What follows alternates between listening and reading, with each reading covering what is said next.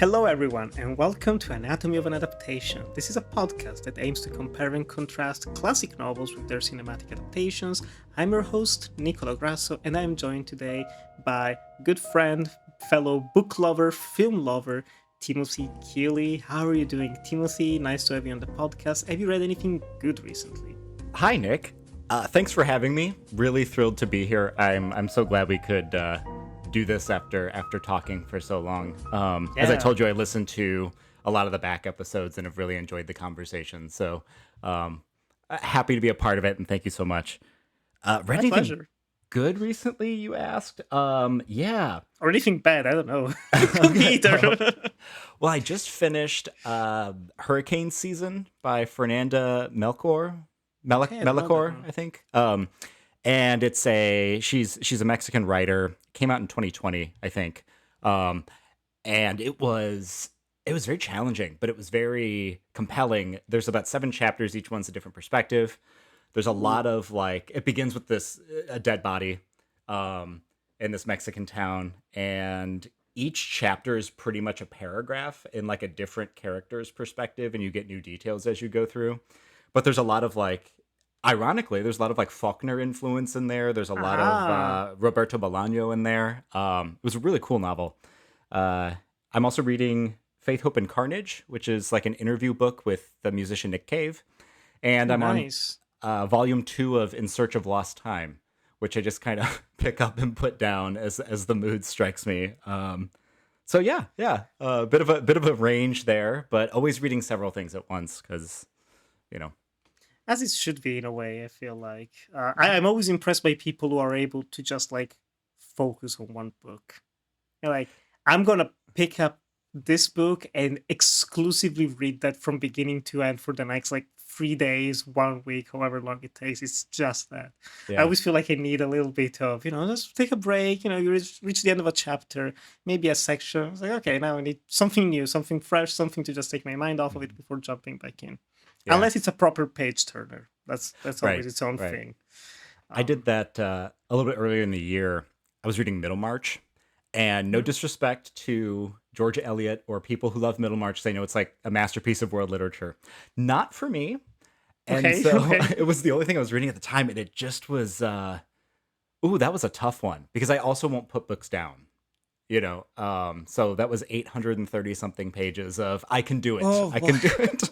Oh gosh. But some beautiful passages in there, and then some things I didn't connect with. So yeah. How Valid, about how valid. about you? What are you reading at the moment? I actually recently started reading a book by Sartre, Jean-Paul Sartre, Oh yeah. Nausea. People who listen to the podcast know that I fell in love with his writing with the Childhood of a Leader episode that we had a few Okay. weeks ago with Raphael as a guest. And I was like, oh, I need to read more of Sartre. And I've read like articles in the past as well. Hmm. But it was like, oh, he actually has another fiction. Like he's only written basically only two fiction books. Okay. One is the one that we talked about in the podcast, and then the other one is Nausea, which is actually the first book he wrote as well. Hmm. So yeah, I'm reading it right now. I'm still very early on, but it's already so captivating. Really? Yeah. I love his writing. I'm just a sucker for existentialism and these characters who don't feel like it's very, I don't know, nowadays people say it's like edgy, but he is talking about relatable universal feelings, especially in the world we're living in right now, just not fitting in, not feeling like you belong, nothing makes sense, this constant numbness and dullness. And even Hmm. I'm curious if he's going to play with it or not, but just in the opening chapters, it is an epistolary, like diary Okay. novel, Sure. but he adds notes, like page notes, that are written from the perspective of someone who found the book, which is pretty Oh interesting. wow. It's like it's Yeah. like it's like how the page just kind of like ends here, doesn't reference this again. It's like, okay, this is interesting. So I'm curious if you're going to play Yeah. with that or not. That But kind of so reminds me far, it's of pretty good. like Pale Fire, which is I it's a don't. poem. It's a Nabokov novel, and it's like a 900 line poem. Oh And then the god, second wow. half of the book is this guy like reading the poem and commenting on it, but he's also kind of not totally there. So you're wondering how much of this is like good criticism and how much of this is this guy's losing it as he's going through this poem. Uh, It's so cool because yeah. yeah, just like the idea of a footnote. The footnote belongs to nonfiction, belongs to Mm, reality, to like someone who is outside hmm. of the book itself. So to have fictitious in-universe footnotes is always very interesting. I think it was like, yeah, David Foster Wallace, right? He's another Yeah. one who has footnotes that are longer than chapters sometimes. Yes. Yeah. So it's always something that I find fascinating. So yeah, I'm currently reading this one, Cool. couple of other books for the podcast for like future episodes, but I'm Hmm. I'm trying to dose these ones off. Yeah. Also Is it because hard to right now, is it hard to keep hmm? all that straight? Yeah, Yeah. yeah. Uh-huh. I bet. I But bet. we Yeah. try. I try doing my best, Hmm. but we tend to record with our own time, with our own pace. There's no rush.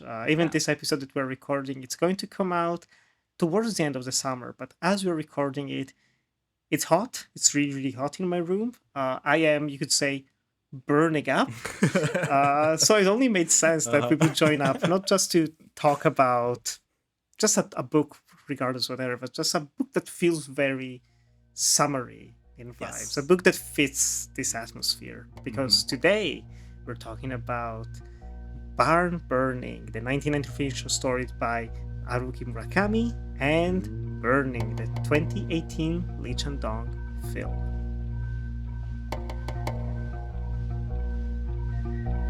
However, we're not only talking about Murakami and Lee Chang-Dong, because actually something I did not know before going into prepping for this episode is that there is another Barn Burning, a short story by William Faulkner, released in 1939, Hmm. published multiple times in multiple different books.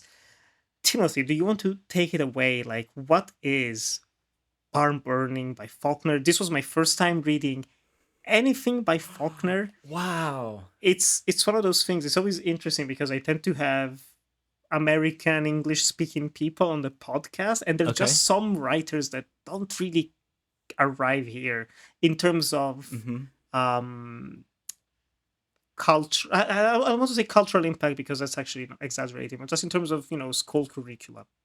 Oh, yeah. We have all of the Italian writers and the European writers. Just I don't think Faulkner was ever mentioned. Okay. So I'm curious to know, like, what's your experience with this story, because I believe you read it already before. How was it Hmm. reading it again for this time around? Yeah. Yeah, just take it away. Okay. So I was just really fascinated with what you said about who kind of comes across in the curriculum there. And I was Hmm. thinking about, I was just trying to speculate as you were speaking about why, because Faulkner is within the United States. He was a Nobel Prize recipient for literature, and the US has had, I think, 11, I think, including Bob Dylan. Hey. Yeah. And he's also like very highly influential on people like Cormac McCarthy, who is very well known, just not just as a writer, but also for the film adaptations that came out of his work. But I think perhaps one of the reasons why Faulkner might not move so well internationally is the specificity of the language and what he's doing as a modernist writer on the level of diction and syntax. Hmm. So to try to answer your question before going that way, yeah, I had to read the story in high school when I was a junior, and I hated it because I didn't understand it. Huh. Um, it's a very difficult story. I think he's doing a lot of things in there that are typical of Faulkner, like writing about um, the postbellum South, the Reconstruction South, writing about the legacy of slavery that is something that's still not just in the 1890s, which a lot of his work takes place in, but also in the Hmm. 1930s when he's writing, is something that's still incredibly relevant. Issues of race, issues of class, he writes about a lot. The legacy of violence. So his own, I think, grandfather, someone can fact check me on this, was a Confederate soldier, and Mm. you can feel him in a lot of his work trying to kind of exercise that legacy that he feels like he still bears as somebody who is, in a sense, a proud Southerner, but also doesn't want to embrace everything that goes with that. Um, Yep. Yep. and so, the character in Barn Burning is named for Colonel Sartoris Snopes, who within the world of fiction that Faulkner establishes, he has a lot of characters that kind of come in and out of stories, and they're all set in the same county that Yaknapatawh County, which he makes up in Mississippi, and that character was a Confederate hero, kind of folk hero for the town. So he's named after him, right? Huh. Um, but then just sorry, trying to land the plane here so I don't sound like Adrian Brody and keep rambling. So he's also doing so much as a modernist writer with switching perspectives, going first person limited, free and direct discourse. Going into the character's thoughts partway through a sentence, writing in colloquialisms in the vernacular that Mm. even students of mine that are native English speakers are sometimes like, wait, what is this word? And it's because it's spelled the way that it would sound in a Southern accent. So he's doing a lot of experimental things that way, less so in Barn Burning than some of his other works, but I think it presents a lot of challenges. As you were reading, did any of those either themes or even kind of techniques that I mentioned strike you or perhaps cause any like difficulty? Um, The language definitely surprised me. mhm, More so in what you were saying, just the colloquialism of it in the presentation. I don't remember. Like, I'm struggling to think of other writers that I've read also for the podcast who do something similar to it. I think actually McCarthy. Now that you mentioned him, I think maybe he does it as well. Of just like writing it almost the way you would. Yeah, you don't have to read it silently, you have to read it aloud. It's like, yeah, oh, okay, that's how it is. yeah. Even in other episodes, yeah, there's like a couple of those books where I didn't do it for this one, but sometimes I just like having an audiobook in the background. That's like Hmm. reading it helps with dialogue, especially to make it make sense. Yeah. Because sometimes it's so easy to get lost. Also with the second language aspect, it's like, what are they? It's like, okay, read it a couple of times. Now it's clicking. Hmm. Not so much for this one, but it was a bit surprising at first. But what I particularly liked in the style of Faulkner here, which if you say something that he does other times as well, I definitely need to read more. Is how he jumps from like this, yeah, the like third person perspective to the first person perspective, and also the surprise that I figured out organically of, oh, this is not set in the present of 1939. This Hmm. is set in the late 19th century, and Hmm. this kid is actually an adult now, and it's not so much reminiscing about the past, but it just like kind of like jumps into the future where it's like Mm. he's going to feel these things, this is what's going to happen, this is how he's going to remember it. Like now as an adult, he sees his father as this type of person, he Yeah. should have done this, but in the moment I was like, this is so interesting, this is not something you see that often, which is weird knowing that Faulkner is still a beloved author that has inspired many. Hmm. um but it's one of the reasons why I was very excited actually about doing this, because we could have easily skipped it. Could have just read a Wikipedia summary Yeah. or something like that. Oh. Um, but Hmm. no, but it actually shows once again it is important to read the old masters in some way Mm. because they still have something to teach us. And I really, really enjoyed this story. Also because I want to say it's around like 20-ish pages long. Hmm. It's just packed with characters, packed like you were mentioning with themes. Hmm. And also it helps that it's completely different from what Murakami does Oh my with gosh, barn yes. burning. So I was like, okay, I know there's going to be burning bars involved, but like, what's the actual narrative here? So the setting was surprising. Just like starting, we were having a trial Hmm. in like like a convenience store type thing. I Yeah. was like, okay, this is okay. Where are we? What That place is this? reeks of cheese. Uh-huh. Yeah, yeah, yeah, yeah. Like Uh-huh. those little details. There's so many details that make the world feel lived in, Hmm. which kind of connects with what you were saying, like the way that he just transports readers into the American South, especially a South that most likely he lived in. He probably smelled those Hmm. things. Yeah. He probably saw someone do what the father does, just out of spite, out of pride, of like smearing a carpet of dung. Yes. Yeah. um, Hmm. as Hmm. yeah, it was quite the surprise, also in the way that it doesn't really put, which kind of ties into the two stories that we're talking about afterwards. It doesn't really have a proper ending per se. Okay. It felt very cyclical in Mm, nature. Like, and then, I mean, it does have an ending, but like in the sense of it's not tied in a little bow, nice little bow. Like, is the kid going to change his father for the better and stop him from ruining his family's life once again? No, the father is just going on this one-way track. This kid does not want to disappoint him. He also knows that what the father is doing is completely wrong. mm-hmm. He almost understands why, which is also interesting. How did you feel about this character? Like the inner conflict that he has between the loyalty with the father, the loyalty to the law, it's just like trying to prove what's wrong. Also Yeah. understanding this world that, I mean, they are poor farmers basically, just like working from place to place for, I don't even remember the currencies, like Shelly? No, it was like the coins, it's like paid very Oh, little. yes. Oh, yeah, yeah, yeah. Uh-huh. Yeah, so I've read the story many, many times, and I'm always am left with that question that you bring up of that I think Faulkner's interested in too.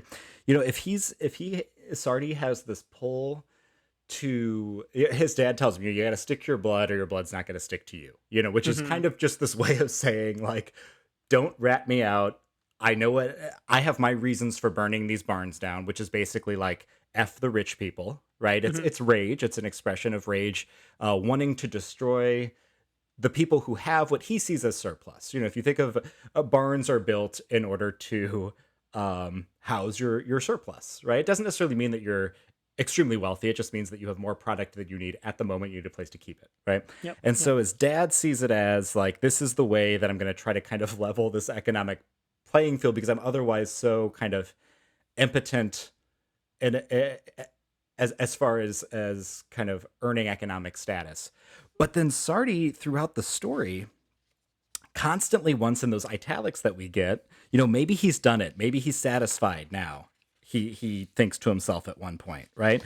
Another Hmm. point he's says, look, maybe he'll feel it too. Maybe even then he'll change. And I'm always wondering, like, his dad's not a great guy. So where is this kind of innate knowledge that this is wrong coming from? Because it doesn't seem strictly tied just to the law. He's willing to lie to the justice of the peace at the one point on behalf of his dad, right? No one But the, asked him to, but he right, just goes right. for it. He's willing to do it. It's like, wait. But yeah, but he does have a sense, maybe out of self-preservation, that he has to escape from this, otherwise he sees what he's going to become.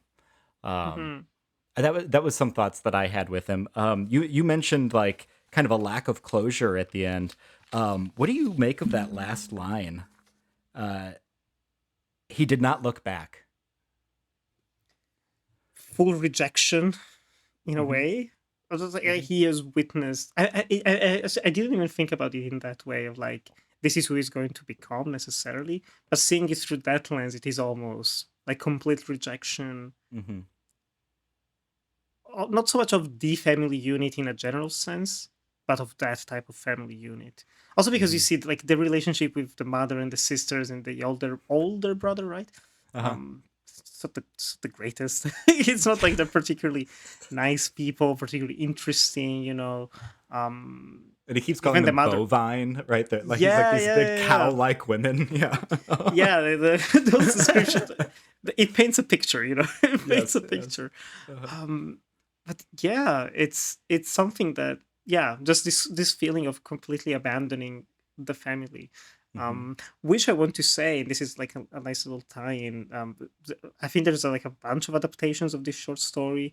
But one of the more popular ones was made in 1980 as a short TV movie by Peter Werner, starring a very, very young, shockingly young Tommy Lee Jones at 37 years old. I was like, oh, wow. Wow. He Yeah. looks like Josh Brolin Uh-huh. somehow. Uh-huh. Who plays the father, of course, in this adaptation. And in there, just the visualization of the ending Mm. help kind of solidifying that image of like literally, he sees the father has done the inevitable, the barn is burning, the kid wasn't able to do anything about that, but the only choice that he has is just to not go with them. He sees the family far away, just leaving once again, going again on the road. It's something they've been doing forever. It's something you get from the dialogue. It's like this is not the first time that the father has pissed someone off and he was kicked out of the Mm. community. Um, but this time he actually chooses to kind of end that cycle because Yeah. otherwise I mean, this could go on for another 30 pages. You say, oh, okay, oh, he's done the thing. They're kicked off. They go on the road. They stop someplace. He doesn't want Hmm. to settle. I don't know if that makes sense. Oh yeah, yeah, for sure. One thing that I think of in connection with this story is a quote from Faulkner's novel or story, Requiem for a Nun. Um, and he says in there, the past is never dead. It's not even past. All of us labor in webs spun long before we were born. Webs of heredity and environment, of desire and consequence, of history and eternity. And I think that reverberates through a lot of his work, but I think particularly what you were speaking about with this choice at the end is Mm, you can almost picture Sardi as trying to untether himself from the web that his father Abner, but the kind of the whole family history has ensnared him in. mm. It's very dark, Mm, but slightly hopeful ending, I would say. hmm. Um, Yeah, yeah, how did you feel about the movie itself as well? Was it, it's very very made for TV of that time. It has yeah. the look and the feel of it. But what did you It really was. I'm trying not to be too harsh on it because think?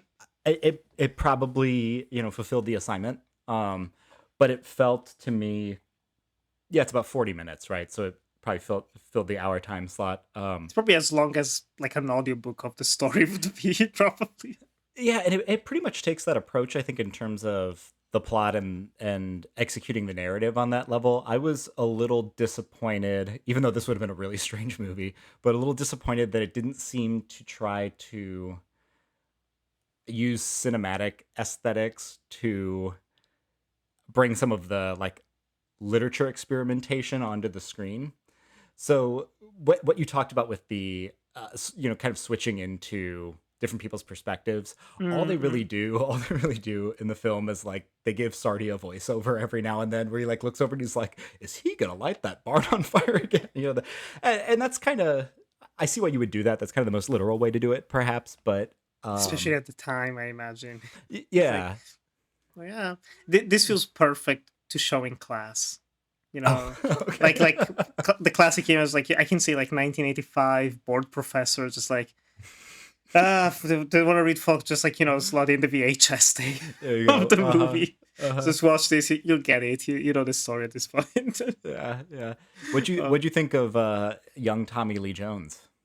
I really liked him. Hmm. I would say my main problems come with what you were saying. Just the direction is very flat.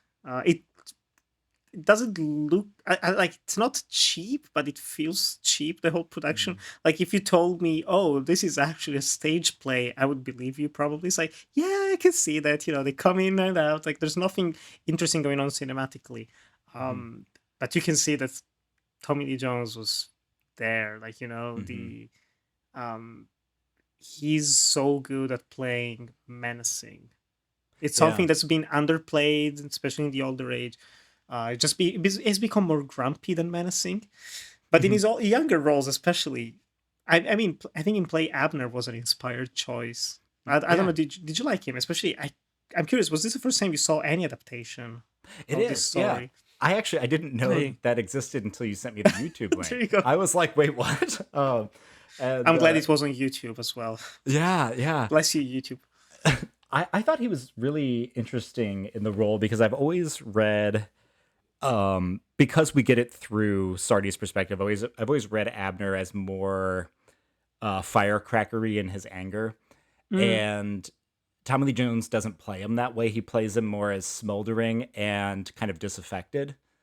And I thought that was I thought that was an interesting and effective choice. mhm, mm. I can see like if they made the same adaptation 30, even 40 years earlier, and you have Henry Fonda playing him, Oh, they could be hmm, very different. They could be probably closer to the Cracker, a bit less restrained, maybe a bit louder. in a Mhm, way. mhm. Yeah, But he already yeah. did Grapes of Wrath, so this would have happened, enough classics for one man. Yeah. Um, but yeah, no, I'm very glad we. I mean, you already knew the story. I'm glad I also read the story for this, Mhm. um, because then it was just a matter of jumping again for me into the Murakami story, into Barn Burning, Yeah, yeah. which belongs in the Elephant Vanishes short story collection, a collection that I read because of the film itself. Actually, the first time Oh, around, no way. I had a friend of mine, like I'd watched the movie, and a friend of mine was obsessed with it, and he was like, Nick, no, it comes from the short story adaptation. You want to be a filmmaker, just take the book and read it, because there's so many stories that you could adapt as well. They're amazing. Just read it." And it was my first time going into Murakami, Mhm. and I was blown away. Absolutely, I loved it. um and so it was also interesting reading it again for this time around. But I'm curious, how was it for you? How do you feel about Murakami in general, and what do you think of his version of barn burning? I keep saying Yeah. like barn burn. It's just like mumbles. Barn burning. It's a bit of a like 30 Rock the rural juror, oh yeah, barn burning. Yeah, so one of the reasons you gave me some choice with you gave me a lot of choice actually with the text that we would do for this. And so this is my fault doing this setup as an adaptation, because what I wanted to do, what I thought was really interesting was, these two texts are named the same thing, so obviously Murakami wants you to make that connection. But you could just read it once and be like, "Wait, what?" Um, I really love Murakami. I really love Faulkner. But I really love Murakami. I've read, I think, all his work, but like four novels, maybe. Wow. Okay. Um, yeah, big fan of this guy. I have a T-shirt with his face on it. I should have worn today. That was a No it was a way. weird office Christmas gift, but I love it.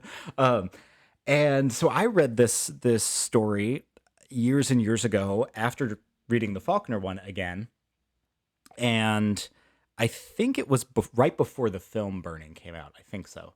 Okay. Um, and was left, as I am with a lot of Murakami texts, with that feeling of, I know that was significant, but I can't put my finger on it yet. You know, Yeah. Yeah. Yeah. where you're like, wait, hold on, there's something more there, and I always have that feeling. So this was the second time that I read it, and I read it this time after I watched the film again. Um, and I was just, I was very interested in the ways that it's almost decidedly not trying to do what we just talked about with Faulkner. Mm-hmm. Yeah. Yeah. Yeah. Faulkner's a modernist, Murakami's a postmodernist.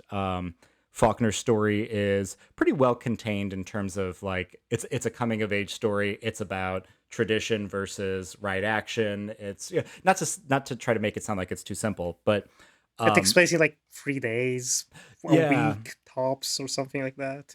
yeah. Murakami's is it's an open system. It's very ambiguous. It's much more metaphysical. A lot of his work takes place in this kind of liminal space anyway, between the absurd and the surreal and the Mm-hmm. mundane at the same Mm-hmm. time, which I think the film captures really well.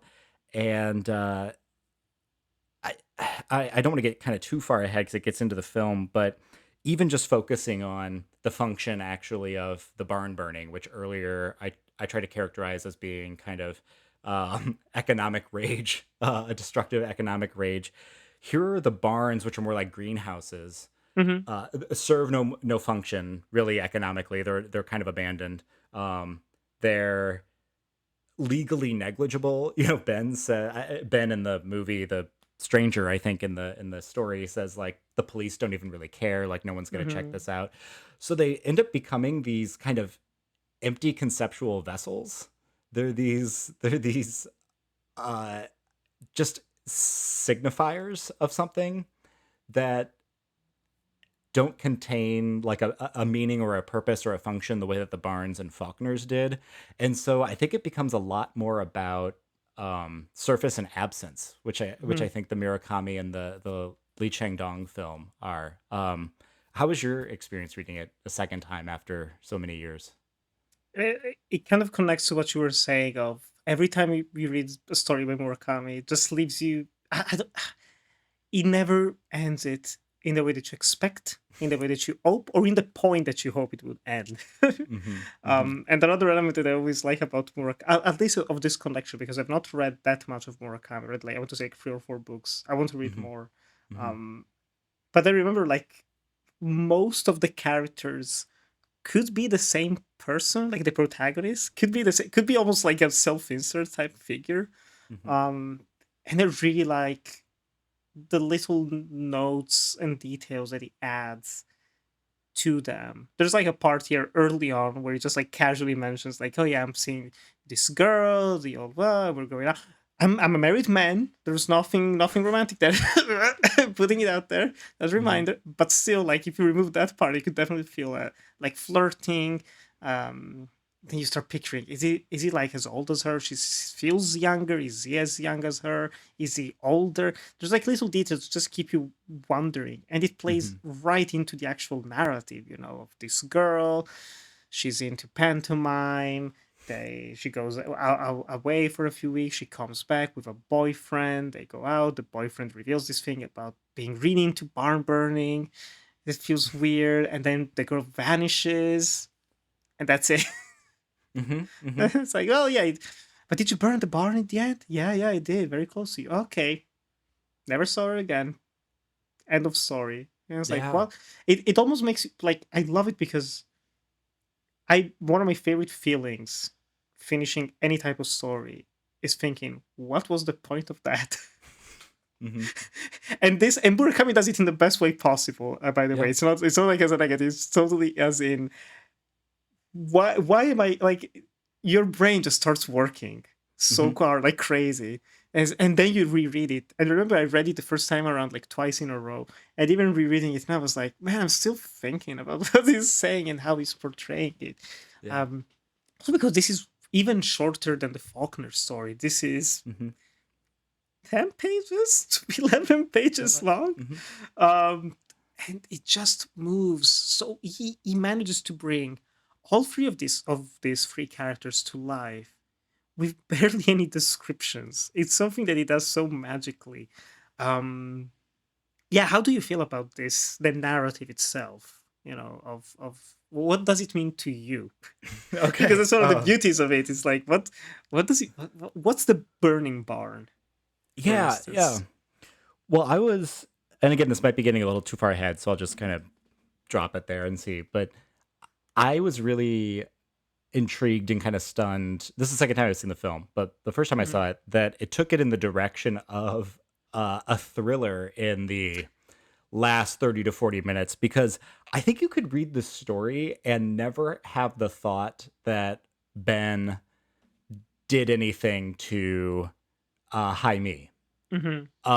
Or at least I'm that bad of a reader that the first time that I read it, I just was like, well, and that's a Murakami thing. Like, people just disappear. Like, there's sometimes two moons in the sky. Cats talk to people. Like, these things just And you happen. just accept it. It's like, of course. Yeah. So, like, oh, she's gone, and the film very deliberately leaves breadcrumbs for the audience, but also for the Jung Soo, the main character, to be like, this guy maybe murdered her and maybe is a serial murderer of women. Maybe. What I think is kind of brilliant about that is that I think a lot of the story is tied up in that. It's tied up in, like, what is a metaphor, which is a question that's asked in the movie that never gets answered, right? She says, what's a metaphor? Oh, ask him, he's the writer. What's a metaphor? And then he just answers the question with a question. Yeah. Um, and and it's tied up then with the tangerine peeling. Mhm. So I think what it's about is uh, when these two things that are not together, that don't connect, this is how metaphors work. That it's two opposite things that you're placing together, and within the kind of dialectical collision of that, it's supposed to create some unseen reality. Mhm. And this is all over the idea of the tangerine peeling, where she says it's not that you have to think that there's a tangerine, you have to forget that there's not one. Mhm. um the cat that she has, that there's evidence it's there because it poops, but we don't see it, so it's a weird sort of Schrodinger's cat. And also then with Ben later, that there's perhaps reasons to believe that he's violent, but you also don't have evidence that he's not. And so I think a lot of what this is about is when you get an idea in your head about what makes sense or about what's kind of associated Hmm. with reality, at what point does it lock in as being a truth to you? Did that make sense? I don't. As I was speaking, Totally, I okay. totally. No, no, no. It makes sense. Makes sense. Mhm, Yeah, it's something that's inherent. At least that's what I remember from The Elephant Vanishes as a mhm, collection of stories. I wish I had more time to kind of reread it because reading this, I was like, man, I really want to reread the rest of the book now. Later, I can pick it up again. Um, but I remember that there is this strong element of just not miscommunication, but just lack of communication. People don't talk. mm, People don't mhm, interact. mhm, It's a problem of modern society, of contemporary society. It was a problem back in the late 90s, mid 90s when he wrote this story, and it's even worse a problem now. Um, so this constant element of what you just mentioned, this obsession that can foster and you just cling to it, it can easily be defeated by talking, communication, like mm, logical thinking, like taking a step back. um and I think definitely there is this element of Japanese culture because Murakami, I mean, the film that we're going to talk about is a Korean film. mhm, Murakami is Japanese, and something that is part of Japanese culture is also this element of increasing ennui, increasing people just like completely living off one another. It was starting from the late 80s, and it's only gotten worse thanks to the digital age, unfortunately. So there's definitely that element that you mentioned where, the girl just completely vanishes out of nowhere after that night, and people just accept it. Like, mhm, where is she gone? I don't know. mhm, Somewhere, it's okay. Like, she's been traveling, and everything makes sense. Like, everything is justified because that's something she did before, where she just took off and left. So who's to say the house has been sold off? So there must have been some paperwork behind it. It can't just be, you just accept it instead of looking deeper into it. And I feel that's always the magical surrealism, could we say, maybe, of I Murakami. think I think that's fair. Yeah, I think that's a fair word. Uh-huh. Yeah, like we see that every day, I would say. Even like it happens to me sometimes where you just, I don't know, like you see some people on the street every day for years and then they just vanish. You're like, what Mhm, happened? It's like, I don't know. Maybe you see the house, like, oh, the house is completely different now. Who's there? I don't know. mhm, And you just deal with it. You don't really look into it. mhm. Um, but yeah, I kind of want to jump already into the movie. I'll leave you Yeah. one more if you have something else to say about the short story itself before we go into it, because I feel like what you mentioned is great, and I completely agree. It's so I hard to look at this compared to other books and films we talked about as its own separate entity because so much of the movie kind of influences the way you read the story as well with the like thriller aspect that you mentioned. Yeah, I think you're right. I think that's it's probably a good time to go into the movie because they're also they're very very intertwined, and we'll come back I think in some small ways to Faulkner, but these two I think are very um it's a good time to transition. They're one and the same. Uh-huh. But yeah, no, Burning came out in 2018, premiering at the Cannes Film Festival, directed by Lee Chang-Dong, starring Yo In, Stephen Yeun, and Jun Jong-seo. Apologies to Korean listeners if I butchered the pronunciation. Um, and Burning is essentially the same premise as the Murakami story. And I would say, personally, probably the biggest difference we have comes with the protagonist.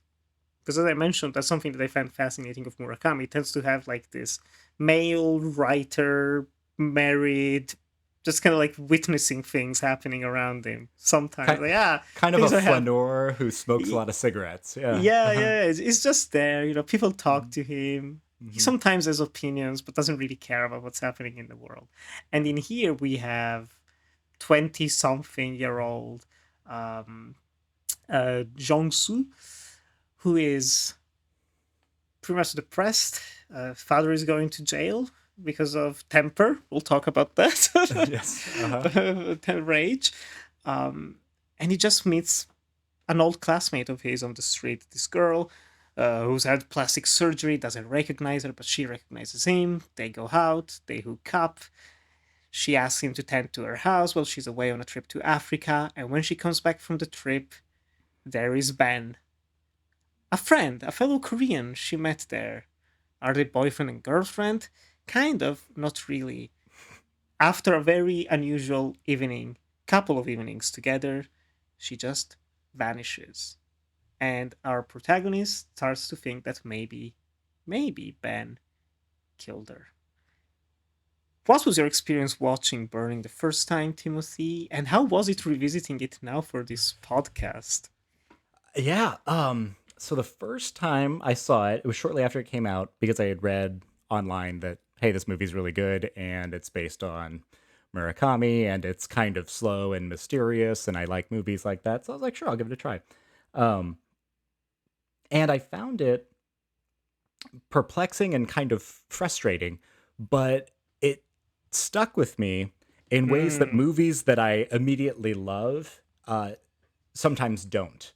It lodged itself in my mind. It constantly called me back to it.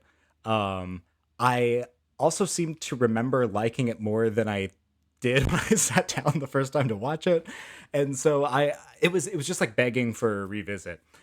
This time I was like really all in. Really loved this film. As we talked before we started recording the conversation, one of the things I love about it is I feel in no way like an authority on this. Like I'm not going to explain all the mysteries of it. I am going to talk with you about our reflections on them and hopefully leave with more questions than I'm bringing that I'm bringing in, which to me is what I love about reading and watching films is maintaining that relationship of uh, the open system, Hmm. you know. Yep. Yep. And so there were. I also just was able to pay attention to a lot of the details more this time and try to thread them together into some sort of thematic unity that I maybe didn't pick up on previously. Um, so that's just kind of a surface level thing. If I recall, you also saw this like in 2018, 2019, the first time, right? And then If Letterbox Mhm. doesn't lie, I think it was February 2019. So Okay. because the movie got distribution very late here in Italy, so yeah, it was almost a year after the Cannes Okay. premiere. But yeah, similarly to you, I had heard so much positive about it. This came out around the time where I was really into mainstream Korean cinema. I don't want to say like I love Korean cinema. I've not seen that much like actual Korean cinema. It's something that Hmm. happens all the time with me with like Italian cinema, you know. Like I love Italian cinema and it's always, you know, the Fellinis, the Rossellini, it's like the greats. It's like no, Hmm. but do you watch like the generic nonsense comedies that come out every year? It's like no, and it's not. So it's the same with Korean cinema, I feel like. Hmm. There's so Hmm. much trashy, normal, everyday Korean cinema we don't watch usually. I don't watch, sorry. Hmm. But the Burning instantly interested me. I think even the Stephen Young connection because I did like. I mean, it's thanks to The Walking Dead that I speak English in a way. Oh wow, really? So yeah. Back in 2012 and 2013, I started watching The Walking Dead because it was like, zombies looks interesting, could be creepy. And then I caught up with the first two seasons that were with Italian subtitles, and then I was Mhm. watching the third season as it was coming out online in the States, and there were no Italian subtitles yet made. Oh no. And so I was like, well, guess it's English subtitles then. And that's how Wow. just, picking it up. And that's how the American accent came to be as well, I was gonna say unfortunately. that's why you understood the Faulkner so well as you were listening to Rick and just hey Coral, you Coral, know, Coral. Uh, come on, Daryl. Yeah, that's I mean it's underrated, but watch an American like watch any standard popular TV show of a country. I think that's the best way to learn a language oh, organically, at okay. least, or just the words and the accents. But Hmm. so I Hmm. did really like Stephen Yeun in that show, so that was another nice connection in this film. Um, and it's a movie that surprised me so much. Um, I was not expecting it to be this dark drama for the first half and then to turn into this. paranoid thriller, but where the Hmm. paranoia is exclusively related to the main character. There's Yeah. no feeling of a greater conspiracy. Everything is so singular to an Hmm. oppressive degree. Um, I've not seen anything else from Lee Chang-Dong Me yet. neither. I Yeah. feel so bad because I know people love poetry. They love something like Eternal Sunshine, something Sunshine, or I something think like that. Secret Sunshine, Secret maybe. Sunshine. Hmm. Like they love his other movies, and they're not that many. It tends to make a movie every 8 years, apparently, or so. Okay. So he's due another one at this point. It's getting closer. Um, but I was incredibly surprised by Burning. Um, it's yeah, what you mentioned. It is the type of movie that just sticks with you. There have been over the past 6 7 years just these images of the girl just peeling the fake tangerine, the non-existent tangerine, this idea of the cat, especially the ending scene with the cat, where he just finds the Oh cat in yes. the garage. Yes. Like, is it actually the cat or is it the cat? It's a movie that keeps you guessing, and I think it challenges viewers in a way that's more fun than other films. I think the using the cinematic language of thrillers makes it easier to digest for even more mainstream viewers and to actually engage with it critically, because there's nothing that people love more than solving a puzzle. And so if Hmm. you have the movie finish with an incomplete puzzle, Hmm. that's gonna keep them going. I think that's something that the good late Lynch always said. Like, if I told you my interpretation of the film, you'd be done with it. Like, why Yeah. did you make these choices? Okay, it's a puzzle. I'm fixing. Okay, that's how it is. That's the picture. I don't want to engage with it anymore. So by having these open questions, it just wants you to engage with it critically and just thinking about what you believe and don't believe. And I think a good sign of that was where my Instagram notifications today, because I tend to usually share like a couple of words about the movies that I watch. And it's one of very, very few times when people actually reply saying, "Oh my god, I love this." Like, people I would not expect. People, like, they go watch primarily, like, whatever comes out in multiplexes every week, and it's always like four and a half to Ferrari, 5 stars to Danny Boyle, like all those things. Hmm. And they were loving it, and they were like, "I'm still Wow. thinking about it. Like, did he kill her? Did he not kill her? Like, was the cat real? Was Uh it huh. not Uh real?" huh.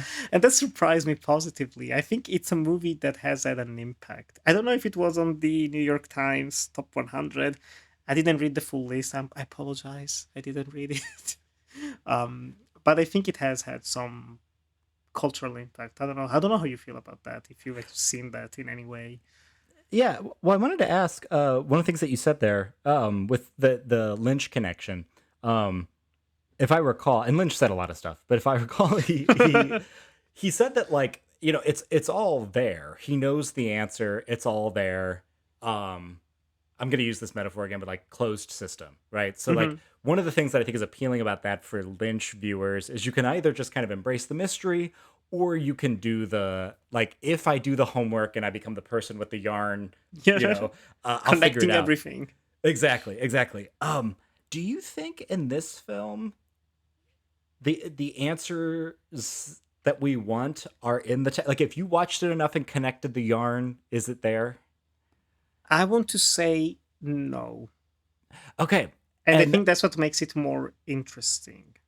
I agree with you, but I'm going to be really judgy here and say, I would think that would make it less appealing to quote unquote general audiences, because I can't tell you how many, like, um, of the people, the types of folks you just said who, like, the multiplex and, 5 stars to that stuff, and great on them. They live a much more joyful life than I do, but I tend to like the WTF ending tends to be a negative, right?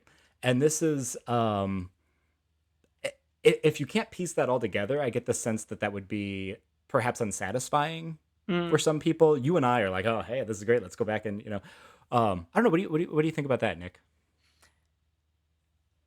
I think the way one looks at the movie says more about themselves than the movie itself. I don't Okay, know if it makes sense in a way.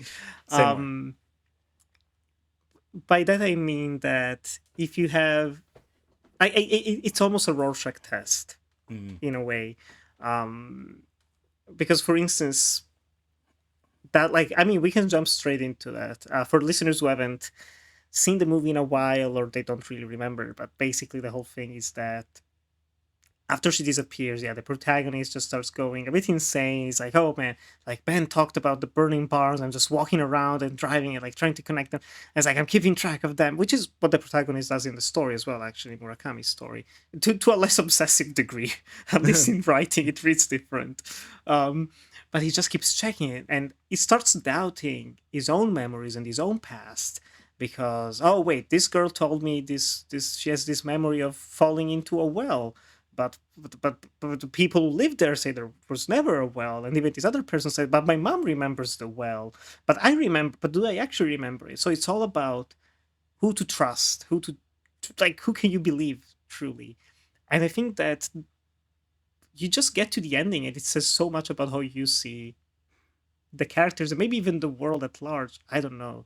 Mhm. um I can say how I find the ending when Ben just gets stabbed, Yeah. straight up stabbed by Chekhov's hunting knives that they found in the lodge. Um, I think Ben was probably innocent. Ben is a man of privilege. He is, and which is something interesting that they talk about. I mentioned the Murakami aspect beforehand with the Japanese connection. In here, they explicitly talk about Korean culture. They're just like these 30-year-olds who are loaded, and they're living in the Gangnam district, super rich, lovely penthouse, whatever, like loft, Yeah. and Yeah. that's their life, and they just exist, and they are privileged, and you do get the sense that Ben doesn't really care about a relationship with I keep forgetting her name, apologies. I think um it's high me. Jaime. Hmm. He doesn't want a relationship with Jaime. He only wants to entertain himself, parade her around in a way. And there's a couple of those moments where you just see him completely bored by Yeah. everything surrounding it. I just love it. Just like random, like a little cutaway to him, just like, oh yeah, like, no, all good here. Yeah, everything's Hmm. fine. Just Hmm. snoring, um, yawning. Sorry. I think the burning barn, similarly to how I read it in the Murakami story, to me the burning barn is just finding joy in kind of destroying someone's life. I've known people like that, unfortunately. Um, it's the saying, people just love to watch the world burn. Some people, and in this case, just it's very predatory. It's very predatory in like an heterosexual, heteronormative, patriarchal way. I'm going to prove that I can control this woman. I can make her fall in love with me potentially, luring her with riches and everything. And I can show her how miserable her life really is and then drop her. Mm. And her whole world collapses. She loses faith in herself. Maybe she picks herself up, who knows? But he stops caring about her, which is Hmm. exactly what we see here. Hmm. Um, and everything that could potentially be interpreted as Ben actually killed her is a delusion.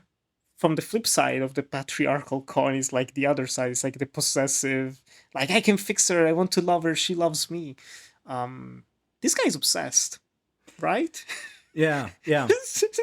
He goes into her apartment that he's supposed to be taking care of, and he's always masturbating in it. He's Uh-huh. always fantasizing about her, pleasing him exclusively in a physical sense. He Hmm. only starts caring about her after the one and only time they hook up. Yeah. And it's something that I've seen, I've heard of. You probably have as well. Just like this, which makes sense, and it transcends even just the heterosexual perspective.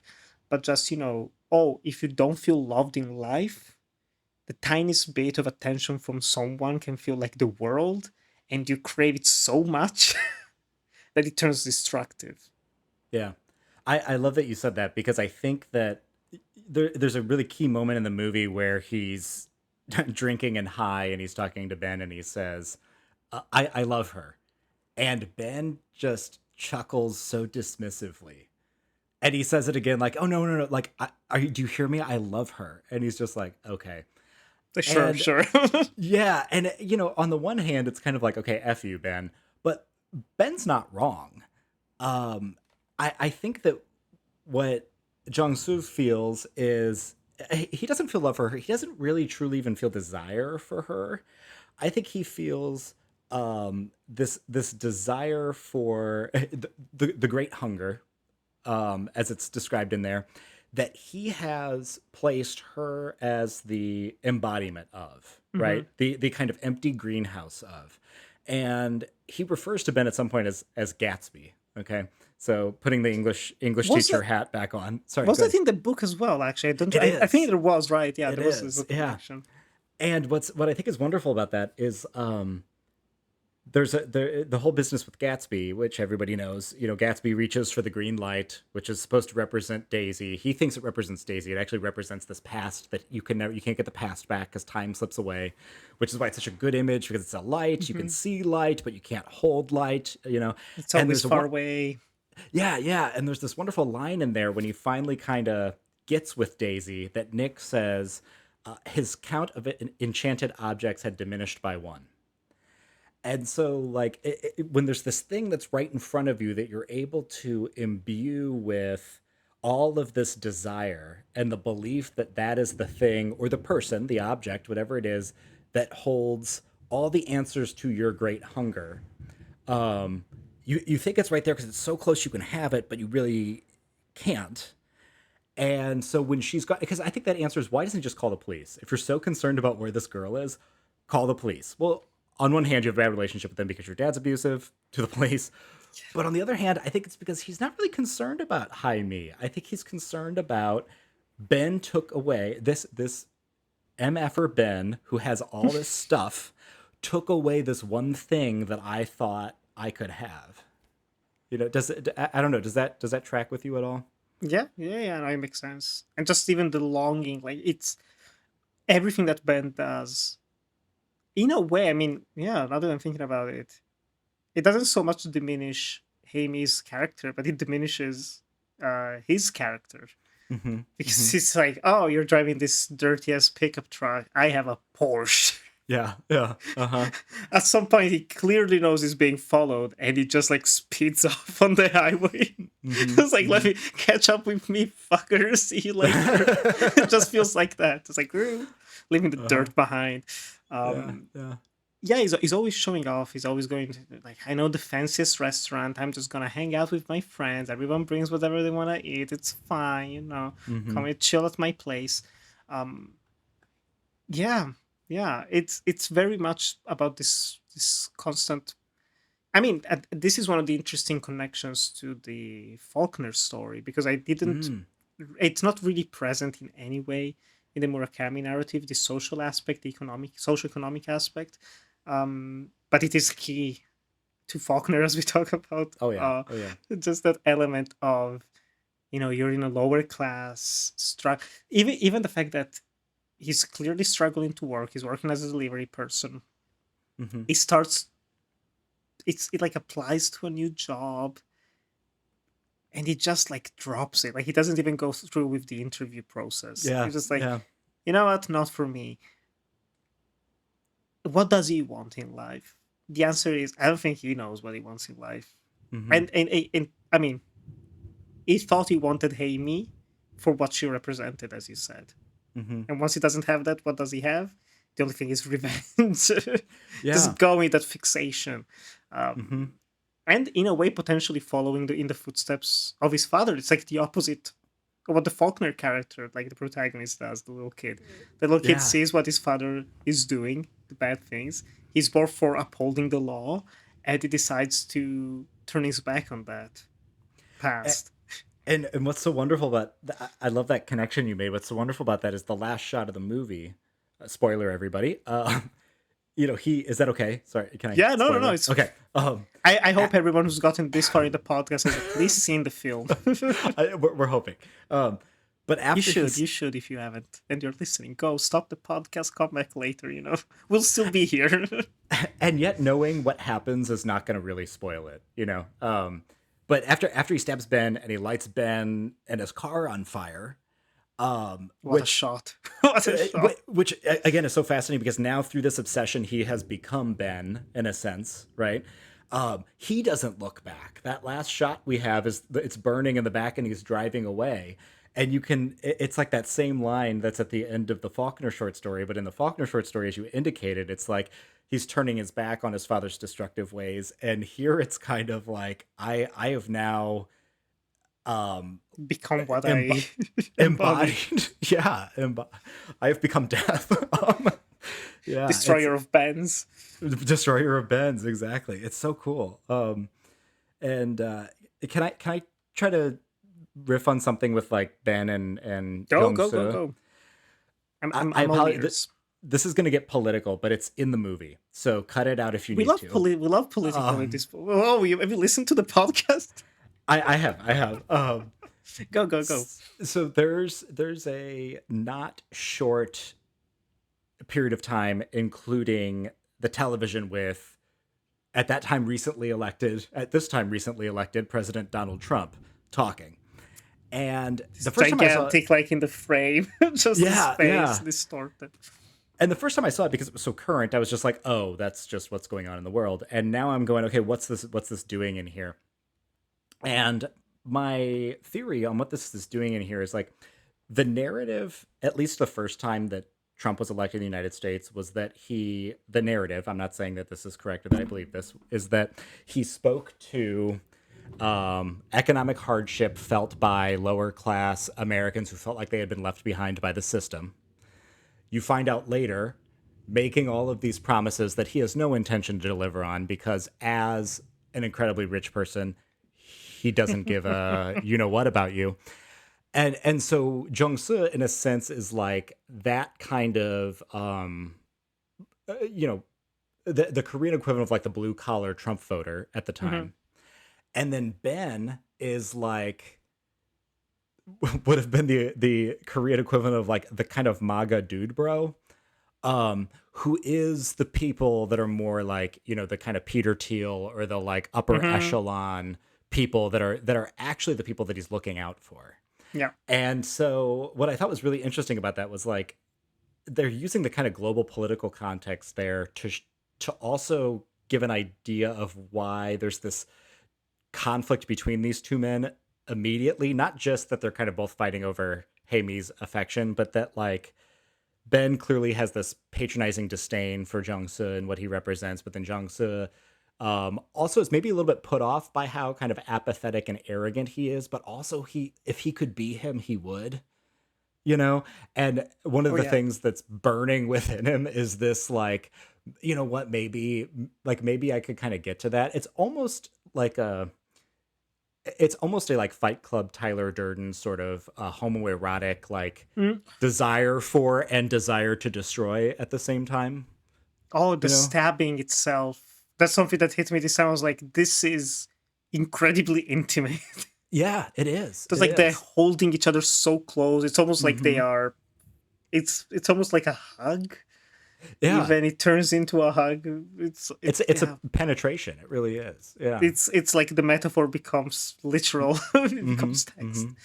Oh, yeah. Can we talk about, just because I really want to hear you talk about this, the perhaps most like famous or iconic scene from the movie, the one that people talk a lot about, is her dance. Hmm. Hmm. And based on the reaction that I could just see you make, you do have things to say about it. So I would love to hear your thoughts on this. It's a moment that was almost soured in my memory because it's a moment that friend I aforementioned in the beginning of the conversation was obsessed with, became almost his personality, just like getting obsessed about the actress. It was a bit creepy in a way, to be Okay. honest. It's like, Okay. no, but that moment and the little touches. Rewatching it now was almost a way of exercising demons of the past of my own.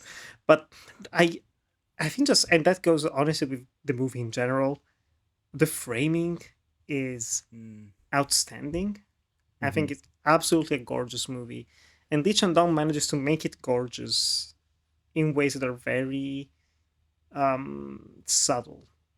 It doesn't go for show-offy moments. And I think maybe that's why this became kind of like the literal poster of the movie, and the moment that most people remember outside of the ending is because it's very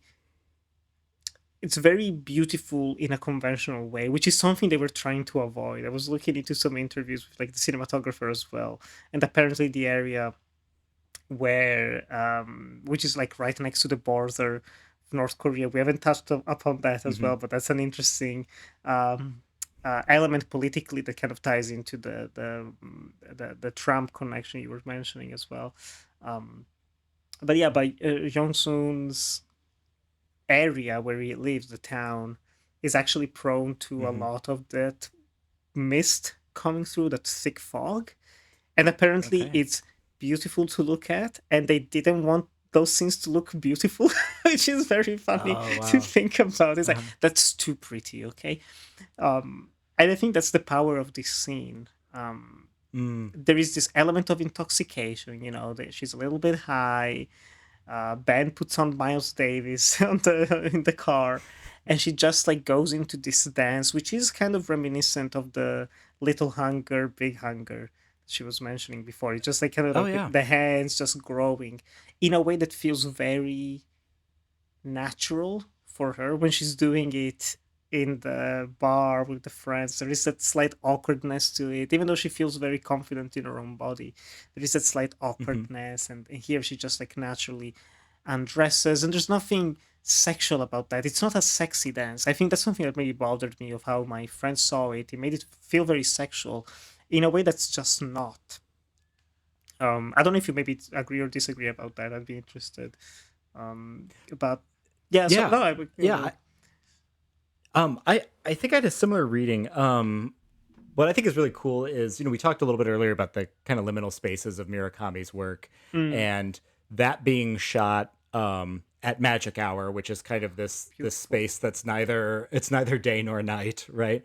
And also I think very close to the demilitarized zone, so you're also in kind of essentially a border space as well. And it's the midpoint of the movie, so I think there's all of these really interesting points at which it's like a hinge point between two Yeah. different worlds or two different kind of modes of expression there. I had always heard that read as, just in some reviews I've read, that it was very like male gazy and overly sexualized, and it was pointed out as this moment that felt um, kind of inconsistent with the rest of the film, and that's not the way that I had read it. Mm, I don't get the sense that she's dancing for them. I think they think that she is. But I think that it's really about all of those characters again kind of confronting their lack. The two of them are looking at her with kind of a mode of objectification or possession, but I don't think the film is, because I think the film is making them and us again kind of confront um their desire that they can't exercise that control over her. And what she's doing is she's expressing this space that she's in between the little hunger and the great hunger, which, if we didn't say, they talk about the little hunger being like, literally like hunger for food, hunger for mhm. shelter, hunger for basic economic security, and the great hunger is the hunger for like the meaning of life, right? And Jung Soo is more of a little hunger person because he literally has to worry about like making ends meet. And yet he hasn't really addressed that he also has, um, as you mentioned earlier, a kind of directionlessness. You Mhm. know, Ben has no little hunger at all, and he talks as though he's somebody who has satisfied his great hunger, but he's also constantly bored, right? Um, and so she's the one who is trying to kind of get to that great hunger place. But then we learn later that even though she has this apartment, she has this cat, she goes on these vacations, Ben at least says, like, well, she has no money and she has no friends, That was the right? first thing he jumps to. Yeah, yeah, yeah, yeah. You're right. Yeah. And she ends this scene crying, right? So I think she ends this scene kind of confronting, as she's reaching up, that she's still kind of empty and desiring in that way. I don't know. That's how I read it, but I think it's a kind of Y- beguiling scene. Yeah, and like she's not. looking at that. She's looking at the sunset, at the twilight. Mm-hmm. Mm-hmm. Um, and I may be wrong, but I think that's something that hit me because in my mind I had that memory of, like, the male gaze, also because of the friend, but I had this memory of the scene having cuts, the Mm, shots. But mm-hmm. rewatching it, I want to say it's uninterrupted potentially, right? Like, I don't. I think it actually, like, as soon as the music starts and she stands up, it's just on her. It's not like in other movies, where you have those cutaways to, like, the Mm-hmm. guys on the side, like, looking like, oh my, oh, Yeah. just reacting lustfully over her. Mm-hmm. I think it gives her that dignity of just, like, enjoying that moment to the fullest, Mm-hmm. getting lost in the dance, and yeah, ending on that close up of her crying and tearing up. Um, Mm-hmm. I think it's beautiful. And potential. I mean, that might play into also, like, what happened afterwards. As you mentioned, she recognized she needed something more, and she just leaves without any Yeah. big conspiracy behind it. It would make perfect sense. Um, Perhaps. Perhaps. Mm-hmm. yeah, yeah, yeah. No, Yeah. it's a glorious moment. And I think, like, also shout out to her, Jung Junzo. I think she's fantastic. First Mm-hmm. feature role as well, which is crazy Wow. to think about. She just owns it. Every Mm-hmm. moment, as soon as she comes up on screen in the opening scene, she's just like, she's there. Yeah. She commands the screen. Yeah, I think really the three of them are pretty fantastic. I don't know the lead actor's name, and I apologize for that, but he has, in a sense, a thankless role because he's so kind of passive and slumped and slack-jawed for a lot of it, you know. Yeah. But the way that the scenes of the three of them together, especially early on, just the contrast of their body language, I find to be so fascinating. He's always in defensive, kind of hunched over postures, Mm, and she is kind of lounging and comfortable and falls asleep randomly. And then Ben is always like uh, stoic or mock stoic. He's so mm. still and he's so just like poised back and kind of like needing oh you need to please me kind of feeling to it. I think Steven Yeun is really really good in this film. Before I had only seen Walking Dead, as you mentioned, and he plays a very different role there. In Minari, he plays a very different role. He's just so good in this at like I get why he seems really cool, and I get why he's like really attractive, and he's really you would want to be around this guy and kind of get to know this guy more, but he's also repulsive at the same time because he's so smug and so It's the little things he like says, douchey, you how he know? says it. Yeah, yeah, yeah, yeah. Yeah, and some of the faces, the like kind of conceited like smile that he makes at times, it's a I think delicate line to walk between being somewhat attractive and alluring, but also just gross and off-putting at the same time. Um, Yeah, yeah, yeah, yeah. He's mhm, beautifully directed.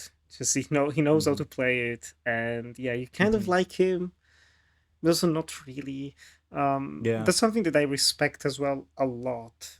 Um, Speaking of the turning point, is that at the end of that sequence in the house in the countryside, like, that's also another reason why maybe she left, is that Jong Soo just tells her, like, you keep disrobing in front of every man. It's like, that's what a whore does or something. It's like, yikes, my man, Yeah. no, no, no, no. After saying, I love her, I love her Yeah. so much, I say it Mhm. again. It's like a whore. It's like, oh yeah, she's gonna come back to you now.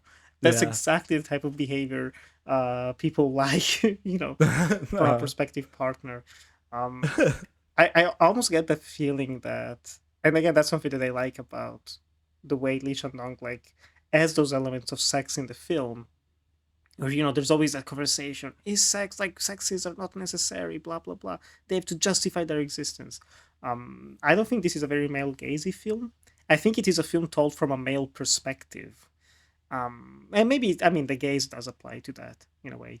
Um, but I wouldn't say it is purposefully objectifying with women in an exploitative way. I don't think she's objectified in that sense. But there is that moment when, early in the film, she invites him over at her apartment. You're gonna take care of the cat, and she initiates an intimate contact with him, and they want to have mhm. sex. And she's the one who's like, stop, stop, stop. let's get the condom. Gives him the condom. He doesn't know how to put it on. Makes me think like, is that the first time he's doing it or not? Which also plays even deeper into this obsession that he develops.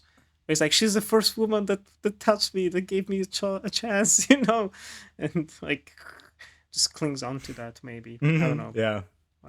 But again, like there's so many little touches Yeah. like that Yeah. throughout the entire film from beginning to end. Some that are bigger, um, like the little wristwatch that he gets at the raffle in the beginning. It's the same watch that he Mm. finds at the end. That's connected. Like, oh, did she leave a part of herself at the place? Did he kill her and take it from her? Who knows? Um, yeah, it's just a well-made film. you know. Yeah, and something that I was something I was trying to kind of figure out this time as well, because I picked this up, and this is a very like postmodern playing thing to do. In her apartment, did you notice the pictures that are stills of Dakota Fanning? Oh no, no, I didn't notice that. Okay, yeah, they're on the side, like near her fridge, and they're specifically from the movie Man on Fire, Oh, I read something about that. and Yeah, yeah, yeah. I can make no connection to that other than like the weird foreshadowing pun of there being a man on fire later in the movie. Um, but it's just a really fascinating thing because there's like three of them, so it's pretty it's pretty intentional, but it doesn't really seem to do a whole lot other than make that a very mysterious space, because also when he's having sex with her, he's not looking at her, which is what you think you would do if you like loved and was Yes, intimate with this person. He's looking at this, like the refraction of sunlight dancing on the wall, um which he then later goes and like looks at the sun and then this tower out her window when he masturbates. that's what. Yeah, that's what turns him on, which is so bizarre. But that's also what he connects to that time together in a way. Yeah. I think even yeah, even the like other touches that I love here in the writing is that just you have like this beautiful apartment. How I used to have a living room that had the toilet bowl right next to the kitchen sink. Hmm. It's like, yeah, so Yeah. you see her apartment and it's literally a mattress and a tiny cubicle of a toilet, and that's it. And then you cut to Ben's Yeah. apartment, which is a villa in comparison. Um, yeah, it's all those little elements of just All how that they're living space. their lives. Yeah, yeah. And we didn't even talk about the father Hmm. character who ties um, Okay. directly Yeah. with the Murakami with the Faulkner story. Hmm. How did you think about that? Because I think that's like the last major connection that we have, right? A father who's inclined to be rageful. Um, how did you think? Yeah. How do you feel about that? And also maybe connecting it, yeah, with Faulkner, Murakami, Lee Chang-Dong, all those Yeah. stories coming I together. think it's I think it's a way in which, because it's not in the Murakami. So what it does, I think, is it adds that kind of legacy of destructive violence, or that legacy of simmering rage within him. That remember he went around and was trying to get the people to sign that letter that said like, "Oh, my dad was a good neighbor," and they're like, "I can't really sign this because he didn't really talk to us," you know. I would say it was And friendly, right? yeah, yeah. And so there's that thing within him which then needs to motivate the last 30-ish or so minutes of the movie that aren't kind of directly lifted from the story, from the Mhm. Murakami story, right? Um, which is which is another kind of interesting thing of in the film. He seems to be motivated to find out which of these barns is being burned, because Ben is such a mystery, and because he's concerned about high me disappearing, whether it's about her or about him having lost something like we talked about earlier. But it's Mhm. it's it's tied to him suspecting Ben. In the story, he doesn't really suspect Ben had anything to do with it. At least it's not in the text of the story. Um, so I think that it's a way within the film of motivating uh how are we going to get him into that explosive, destructive, violent rage at the end of it? And it's because his two kind of male role model figures, for lack of a better term, are his father, whom he doesn't seem to be particularly close with, but he does go and accompany him at his trial, The and only then person in the audience, yeah, which is yeah, depressing. and Oof. then Ben, who he like hates but kind of wishes he could be like, you know. Um, I don't know. That's kind of what I thought in terms of the father. But you brought up you wanted to talk to him or talk about him. What were your thoughts on him? It was mainly just surprised because I didn't remember like having the first time watching the movie. I didn't know the Faulkner story, and then reading it, I was like, how does this connect to the film? But also Hmm. there is the element actually. Now that I said the name aloud, Faulkner is a big inspiration for the main character Yeah. uh, for Jung Soo. It's like, oh, he's my favorite writer, and there is even that moment later in the film when he finds Ben again and he's actually reading the short stories collection that probably has barn burning, Oh yeah, for um, sure. Yeah, I which have made that me book, a different version, but I have that collected stories book. there Uh you huh. go, which made me Yeah. think, and I don't know if I was reading too much into that because we're doing this episode. I was like, oh, research. I was like, is there a chance? And this is pure speculation, like we're entering fan fiction territory. Is there a chance that he came up with the Burning Barn story after reading Faulkner? Just taking the piss out of him. You know, he meets the guy. Ah, my favorite writer is Faulkner, and then when they're going at the house later on, it's just like, ah, yeah, they just come up with this story of like burning barns, and they like to do that. Um, but I mean, that's that's just like ridiculous nonsense thought that came in my mind, like a it's. speeding Porsche. I think it's really cool though because I mean, Lee Chang-Dong literally places the book in the movie, so He there's wants you to think about Faulkner I mean multiple that times. possibility is there, right? You know, the possibility is there for sure. I hadn't thought about that. I think that's a really cool idea. And I can see Um, the band being like, ah, it's a playful thing. It's like mhm. let's mess like could even be part of his like, ah, let's just mention one of the stories basically and just see if he makes that connection or not. And it's like, Yeah, oh, you still exactly. remember that? Huh? Okay, yeah, yeah, yeah. Just as he's Which reading Faulkner. yeah, and you know that raises something too that's interesting, which is like uh Jung-Soo says that he loves Faulkner, that it means a lot to him. If that were the case, and this guy shows up and is like, I burn barns, wouldn't you immediately be like, Go like that. hey, funny that you mentioned that because this guy that I read writes a, you know, so the fact that he can't do that almost suggests that he doesn't really have as much of a connection to it as I mean, he even says he's a writer, and do we ever really see him write? You know? Outside of the petition. Yeah, And the yeah, guy's like, this is pretty well written, you know, which was yeah, funny yeah. touch. Um, Um, and that's another also element of the social belittling that kind of hmm goes on. It's like introducing Ben to the group of friends, and hmm sorry, Ben is introducing Jung-Soo to the group of friends, and he says like, "Oh, he's a writer. Oh, what do you like the classic? What do you write?" Like, Yeah, no, no, no, it's not like that. Oh, so are you really a writer? yeah. And Ben kind of defends him, but again in that patronizing way. Like hmm as long as someone writes something, then they're a writer. So I guess he's a writer, of course. Yeah, don't push him, you know. Yeah, But just kind of like again that douchey, like you're saying the right thing, but in such a way that's actually making it worse. yeah. But also And you see the opposite. Like you don't see, like you mentioned, like you don't really see him writing. You don't really see him get inspired. You potentially don't see him actually remembering a very famous Faulkner story if he's such a fan. You know, yeah, like yeah. all those little things that make you think again, like what's his purpose in life, and it's something that he hasn't found. But hmm at least, but he also, like you mentioned as well, he doesn't have that great hunger in him, or he's trying to suppress it in a way, hmm hmm which is what makes to me, you know, I really like. This can be even like my final thoughts, to be honest. Just in general, I really like Amy's character, mm. um, because I think she's one who is always active. The other two are completely passive characters until the very end when Jong-soo actually becomes not so much active as just distractive. Um, but yeah, I like that she's the one who ultimately, if we want to look at it as what happens in the end, she leaves. She tries to make something of her life. She tries to find that great hunger. I think that's beautiful and moving, especially when compared to these two men who are just wandering through life. One coming from a privileged background, another one from a very different background.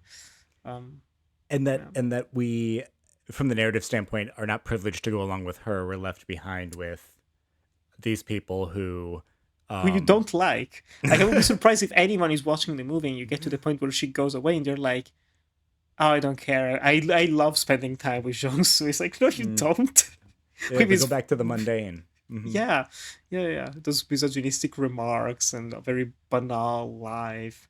The other guy is not much better, he's just richer, but just Hmm. as boring, you Yeah, know. yeah.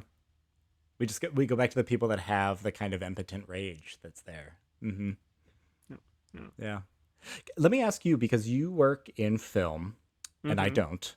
Um, from the standpoint of adaptation, because that's the name of the That's why podcast. we're here. That's why we're here. Um, can you think of a choice that we haven't mentioned that you thought rendered some part of the stories into cinema or cinematic language in a unique and effective way, or some way that you as a filmmaker would have tried differently? That's not to say like shame on you, Lee Chang-Dong. It could be shame on you, TV movie, right? It could be that one. But Oh what's well, the something TV that movie, like yeah. maybe as you were reading that you were like, would have been cool if they have done it this way? Oh gosh, oh gosh. Like with the Murakami story, I honestly can't think of anything. Okay. I think because Lee Chang-Dong does like Lee Chang-Dong actually manages to turn it cinematic again in a way that's not like, look at me, I'm making a great film, like it looks Mm-hmm. great, here's like virtuosism's constantly is very restrained, and yet he manages, as I mentioned before, for me just the fact that the way Murakami describes the protagonist just looking for the barns, Mm-hmm. it places in, like we were saying, like mundane, like, oh yeah, like I was looking at the barns. Yeah, like that's how it feels. Like it's just very detached. Like, yeah, let's see how it's. Oh yeah, this one's still standing. Everything's still standing. I guess it didn't burn the bar. Instead, in the film, you have this the running and like getting close to people. They're like, "Whoa, what are you doing there, guy?" Oh no, sorry, just going away. And Mm-hmm. it's a bit uncomfortable, and the camera is always far away. We're never really up close. There's this mist always present. That's literal, of course, but also symbolic, like this mist that's clouding his mind, clouding his judgment. Mm-hmm. Um, it just keeps moving and moving. And yeah, I think he does a great job in that sense. Mm-hmm. Um, with the Faulkner version, with the Faulkner story, um, I mean, I like in a way that it turns into kind of like a stage play adaptation of the writing. It's like almost beat for beat the same story. There's like some weird editing. Like I don't know why it opens with the women in the Yeah. cart and then it jumps back in time to like 2 minutes ago before Yeah. going back in. Just weird structure there. Um, if I were to make like a for some forsaken reason were to make an adaptation of the Faulkner story, um, probably less dialogue. Mm. Probably trying. You know what's a good example of an adaptation? We haven't talked about it yet, but it may be coming in the future. I really love Andrea Arnold's Wuthering Heights adaptation. Oh, I haven't seen that one. She does so much with so little, cutting out so much dialogue and making it a truly subjective experience. Wow. There's too much of that classic, like TV movie feeling of like wide shot, left to right to left, camera is only panning. Instead, I would Mm-hmm. like it to feel more, as you mentioned as well, actually, completely agree. It should be more from the perspective of the child. It Mm. should make you feel small, feel little, feel like you don't have power in this world of adults that are just controlling you and telling you what to do and what not to do. Mm-hmm. That would feel much more impactful, I think. Okay. Even though there Mm-hmm. are, I think like the titular barn burning moment is well made, and the Mm-hmm. kid is, I don't remember the actor's name, but he does it his best. It's just, you can see him screaming. It's like, yeah. Uh-huh. Yeah. Okay. I don't Okay. know. Is there anything you would change if you could, or add, or Uh I don't think so. I mean, I what I really like about this adaptation, and I'm not going to say like, oh, it's a perfect adaptation because there's no such thing. But I don't like personally being in conversations about adaptations when it's just a matter of like, what did they cut and what did they not cut, sort of thing. Oh yeah, yeah. And what I liked about this was the way in which it's sort of true to the spirit of the story, but it expands it into its own thing while bridging what I'm seeing as kind of concerns of, um, Faulkner and modernism, and then concerns of Murakami and postmodernism. And I was doing a little bit of research, and Lee Chang-Dong said in a quote, somebody asked him, like, who are you closer to? And he said, I'm closest to Faulkner. My attitude towards life, towards seeing the world, is closest to Faulkner's, but I'm living in Murakami's world, which is Uh, a limitation. I'm seeing the world as Faulkner sees it, but nowadays audiences don't want to see things that way because they're closer to the Murakami experience. The world is changing rapidly, and no one wants to be serious. Questioning something isn't seen as being cool. And I thought that was a really interesting, like, glimpse inside of his head of what he was trying to do, mhm. bridging the two stories. Yeah, that's so fascinating, Hmm. and it Hmm. shows. Thinking about it, does show in the film itself, in Yeah. how he managed to connect those two Hmm. Hmm. together and making it its own, which is always, I always say, it's the best thing an adaptation could be: stay true to the original and make your own thing. If Yeah. you're a slave, doesn't necessarily always work, and if you try to do something completely different, it kind of loses the point. Hmm. And I think in here it's close enough where you can see the dots, the connections. But yeah, and I also believe, and that's the last thing I want to say, is like, I believe it was a commission. It's not something I read deeply Oh. into, but like, it was something where he was told, like, if you could adapt like a Murakami story, which one would you pick? And it just like went from there after Hmm. this. So that's always a fun exercise, and Hmm. he did well. He picked a great collection of short stories. I think The Elephant Vanishes is fantastic Yeah. as a anthology of sorts. Um, and Barn Burning is definitely one of the standouts. Hmm. Hmm. It is time for the final stretch of this Okay. show, of this episode. Beautiful. Do you have some final thoughts about Burning? I felt what you said was very conclusive in a way, but is there anything more you wanted to add? I Um, don't. I don't think so. No, I don't think so. which version then of the story do you prefer? But primarily, I would say, just because Faulkner is so separate from everything. But maybe you can include Faulkner as well. Do you prefer the Faulkner short story? I doubt you prefer the 1980 version over over any of these others. Do you prefer Murakami, or do you prefer Lee Chang-Dong's retelling? Oh goodness, that's so hard. And I should have been ready for this question because you ask this on all your episodes. Yeah. But oh gosh, Burning questions here. it's a burning question. It's so difficult because like I think it's even difficult to you have to talk about them like in respect to their medium, Hmm. you know.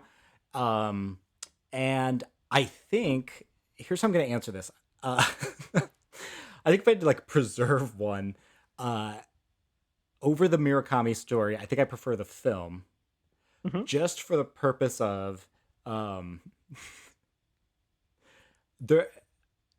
I don't think the story, even though the story is very very good, I don't think it's like Murakami's best work. Hmm. I think he has other novels. Like if we lost this short story, it'd be a bummer. But he's got novels that are fantastic and that I think do a lot of these things and that you can still read and work with. I have not seen other Lee Chang Dong films. I've not seen other many other films like this and that do things like this. So the film seems more Cool. unique to me as a film than the story does, even as a Murakami story. Um, how was that for hedging my bets in an answer? It works. It works. I would probably say the same, to be honest. Also, Hmm. because I over the past years I have thought of Burning more so than the Murakami story. Mm. Just certain images, and as well, like I promise the last thing I'll say. No, I can save it for later. Actually, I can save it for later for the film. But yeah, no. Hmm. It's just memorable, and Yeah. it's a memorable film with the capital M. I don't know anyone who's like Burning. Oh yeah, I think I've seen that movie. Like everyone is always like, "Oh my god, yeah, I remember." It's like, yeah, the cat and the murder. Did he do it? Did he not do it? It's I think it's one of those great movies to just even use as a conversation starter. Like if you start talking about Burning, people have opinions. People have something Mm-hmm. to say. Is it true generally? Maybe, maybe not, but it is true to them, and I think that passion shines through. Mm-hmm. And for something that's a 2.5 hour Yeah. South Korean drama is a true testament to just what Lee Chang-Dong did. Mm-hmm. So, bravo, Lee Chang-Dong. But also, of course, Faulkner and Murakami are also very good in their own right. Um, Sure. and Uh-huh. well worth reading if you listener have reached this point and have read neither of them. They're very short, you can easily access them. I would still highly recommend The Elephant Vanishes. And I would say at this point, I would recommend, I definitely want to read more Faulkner. Mm. So I think maybe short story collection, would you say, is a good point to start? Um, Or going I straight into like Sound and the Fury and some of the no, novels? don't. I would not go straight into Sound and Fury. Okay. I think maybe go straight into As I Lay Dying. Um, As LA that's dying, it's a okay. novel. It's a short novel. It's 240 pages, maybe. Yeah. And each like chapter is again from a different perspective of these people taking their mom to bury her, and one of the chapters is from the perspective of the corpse. Um, so Interesting. but it's also very funny. I think that's the one that I would go with first. Okay. Yeah, Nice. yeah. Nice is nice. So, mhm. Um, do you have, before we wrap up the show then, do you have a favorite quote from either of the short stories that particularly stands out to you? You have mentioned a couple already, but I don't know if Yeah. there's a different one or maybe one of the same. Okay, I do, and you're gonna hate me because it's a Faulkner run-on. Okay. Um, and you can cut this later if you want, but can I like There's no cook time for a limit. second? Go for it. Go for it. So another thing that we talked with Faulkner earlier in his weird stream of consciousness and all that is he writes these just insane run-on sentences. His one novel, Absalom, Absalom, has a sentence that's over 1,000 words.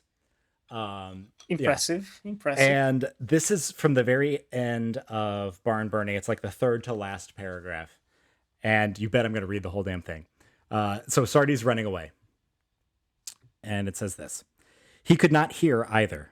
The galloping mare was almost upon him before he heard her, and even then he held his course. And if the very urgency of his wild grief and need must in a moment more find him wings waiting until the ultimate instant, to hurl himself aside and into the weed-choked roadside ditch, as the horse thundered past and on for an instant in a furious silhouette against the stars, the tranquil early summer night sky, which even before the shape of the horse and rider vanished, stained abruptly and violently upward, a long swirling roar, incredible and soundless, blotting the stars, and he springing up and into the road again, running again, knowing it was too late, and yet running, even after he heard the shot, and an instant later, two shots, pausing now without knowing he had ceased to run, crying, "Pap, pap," running again before he knew he had begun to run, stumbling, tripping over something, and scribbling up again without ceasing to run, looking backward over his shoulder at the glare as he got up, running on among the invisible trees, panting, sobbing, "Father, Father." It's one sentence. And to try to condense just a couple things about what's so beautiful with his language is um, you get this sense of experience of being compelled and drug along, not just with the duration of the sentence, but we have alliteration with the "he must with a moment more wings waiting." We get this kind of Mm-hmm. confused sensory imagery of horses thundering past, of silhouettes that you can't see, trees that are invisible, but then like who's seeing them? A roar that is soundless and a roar that blots out the stars. We get this repetition of running again. He hears the two shots and then he responds "pap pap," which is almost like an onomatopoeia for two Mm-hmm. shots. Mm-hmm. And then it ends with him yelling "Father, Father." So even within that sentence, he's when he hears the shooting, it's this kind of childlike calling out to like, "Oh, pap pap," and then at the end, it's the recognition of like the older, mature "Father, Father." So there's even like a story within the sentence itself. Um, Sorry, English It's nerd a there, big great time, but passage. No, no, no, it's it's a great one. And it's even just so cool. listening to it read aloud, it does have that element of just like like you feel exhausted by the end of it. It's just like the running and the feel like it does. put you in the shoes of a kid running towards something, Yes, and just and like everything is against him, and just like everything and rushing past, yeah, and like feeling not like recognizing the compelled. shadows. And yeah, yeah, Right. compelled. Yeah, Oh, right before it says he was driven by blood and breath in the sentence before, and I think that's really really cool. The blood and breath because it's like that new life, but then also the old loyalty that's in it. It's just it's beautiful. I mean, I'm such a fan. who would have thought Faulkner writes well? Yes, I'm gonna go on the record, make a big claim here, and say Faulkner's kind of good at writing. Kind of Um, hot takes on this podcast. That's what we're yes, known for. yes. Nick, what's one of your favorite quotes? And keep it uh, short, okay? it is shorter. It is shorter. I I'm kidding. promise. I'm I kidding. promise. No, it is actually the ending passage of Murakami's story, Ooh, um, okay. which I really, really liked. That goes as follows: I still run past the 5 barns every morning. No barn in my neighborhood is burned down, and I haven't heard about any barn burning. December's come again, and the winter birds fly overhead, and I keep on getting older.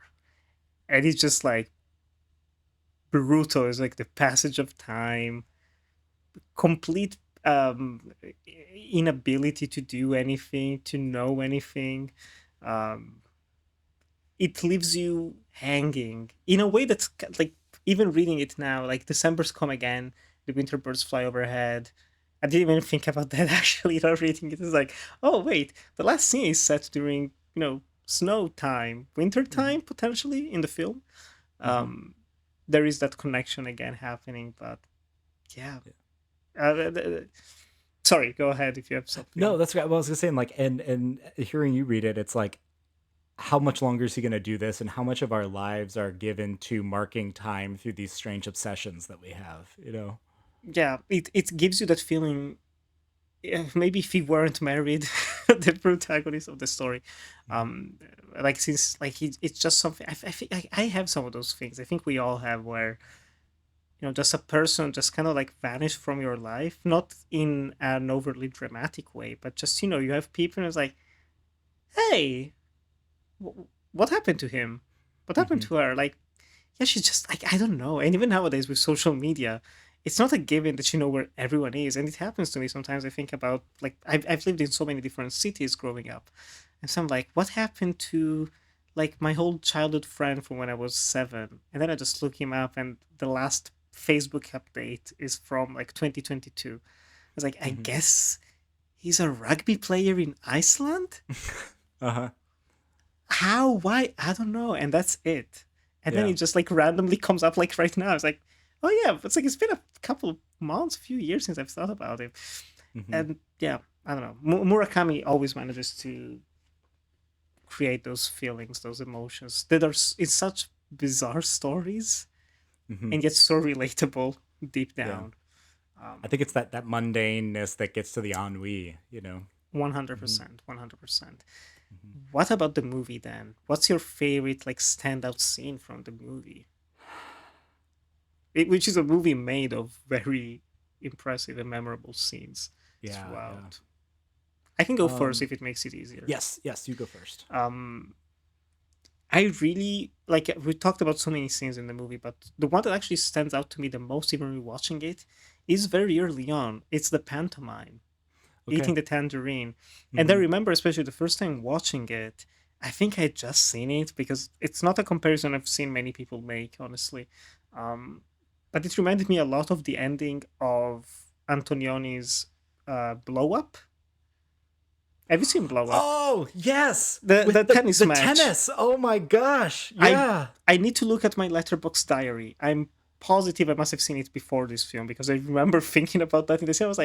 Like she's throwing the tangerine up, and I was like, oh yeah, blow up. I was like, yeah, the ball, the tennis ball, like it's there, but it's Yeah. not there, but you believe that it's there, and the photo, and then I didn't think, and then when the movie goes into the direction of her vanishing, I was like, is this a blow up reference? But then I didn't really see it brought up at the time, at least. Probably someone has since.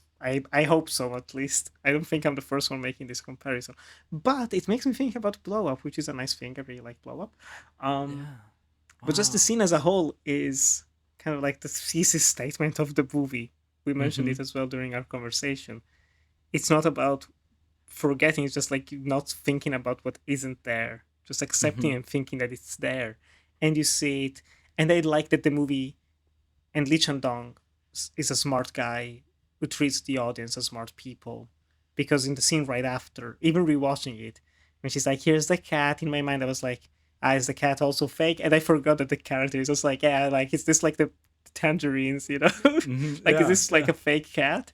I was like, "Yeah, no, he knows it. He knows it. He knows that's where you're going with your mind." And it's I think it's a brilliant scene. Again, taken directly almost from the Murakami story, but the way that he portrays it and the way that she acts in it as well, Hmm. she sells it.